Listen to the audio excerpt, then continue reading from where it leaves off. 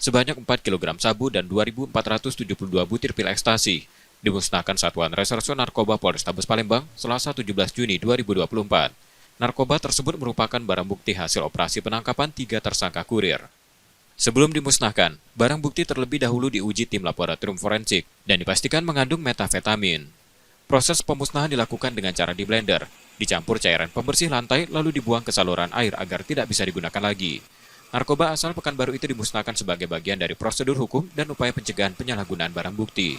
Barang ini memang wajib harus kita musnahkan karena totalnya sekitar 4 kilo dan indeks 2.400. Nah, tadi sudah disampaikan bahwa ini sudah, kalau memang kita biarkan, tadi disampaikan bisa hampir ada yang hampir 500.000 jiwa, ya. Nah, jadi ya memang ini. Dan kalau memang tidak dimusnahkan, mana barang itu kan?